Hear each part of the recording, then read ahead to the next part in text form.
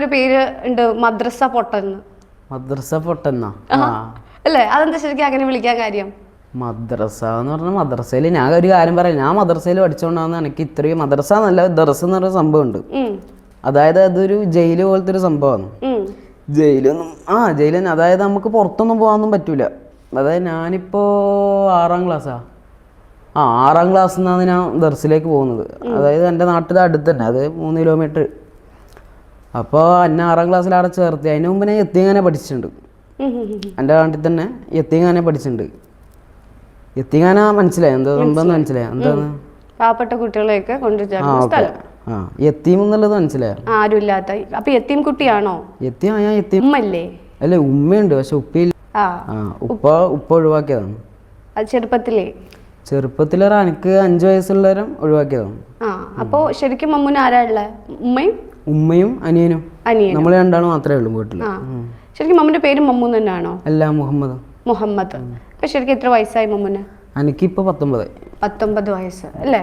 അപ്പൊ എത്ര വയസ്സിലാണ് ശരിക്കും ഇങ്ങനെ വരുന്ന മമ്മൂ ഇങ്ങോട്ടേക്ക് വരുന്നത്? ഈ ഒരു ഇവിടുത്തെ ആരത് തൊപ്പിന്റെ അടുത്താ പറഞ്ഞോട് നന്നായിട്ട് പാടുമെന്ന് പറയാം. അപ്പം ഒരു പാട്ട് പാടുമോ? അപ്പോ പാടാം. ഓക്കെ. എനിക്ക് മമ്മൂന്റെ ഏറ്റവും ഇഷ്ടപ്പെട്ട പാട്ട് ഏതാണെന്ന് അറിയാമോ?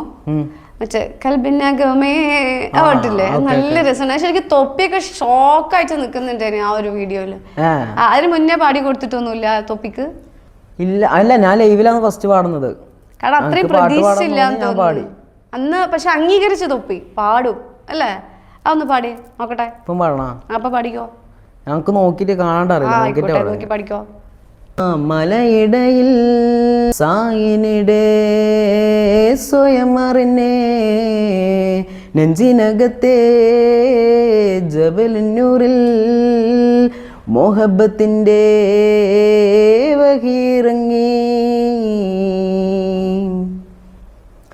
കൽബിനകമേ കബ പണിതേ ഹജ്റുൽ അസ്വദായ് നീയും പതിനെ ഹിജ്റ പോയിടേ റൂഹ് പീഡനെ കിബില തീരിനെ കിബിറു വീടിനെ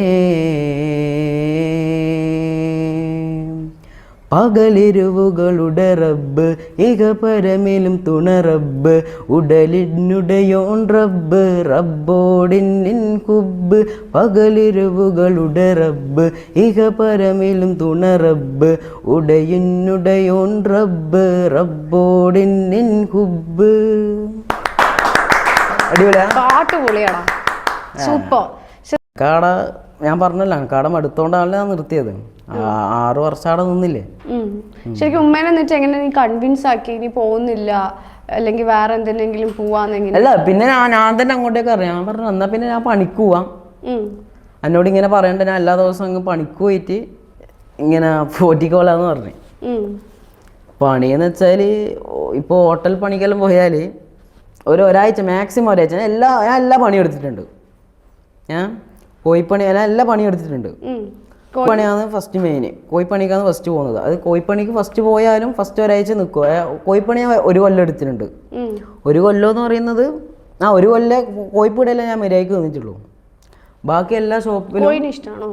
കോഴിന് ഇഷ്ടം എന്താ നീ കോഴിയാ? നീ കോഴിയാ? ഞാൻ കോഴി ചെറുങ്ങന.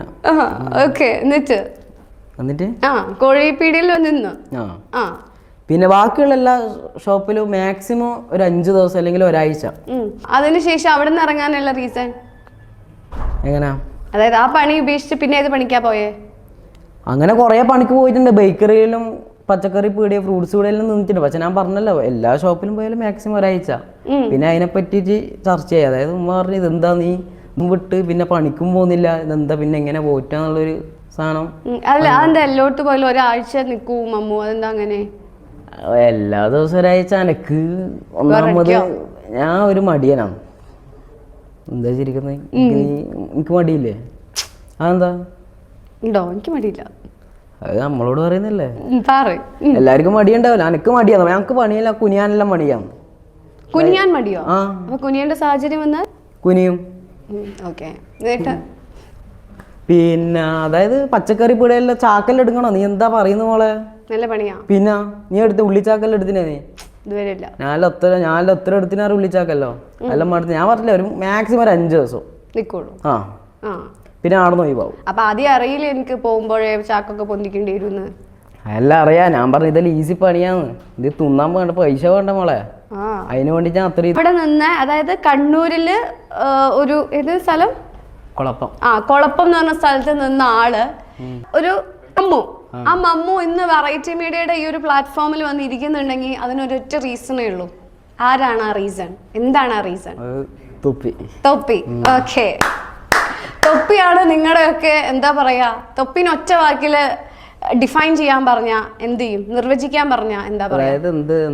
തൊപ്പിന് ഒറ്റ വാക്കില് നിർവചിക്കണം. തൊപ്പി എന്ന് പറഞ്ഞത് എന്റെ അന്നൊരു ഇക്കാക്കാനെ പോലെയാണ് തൊപ്പി.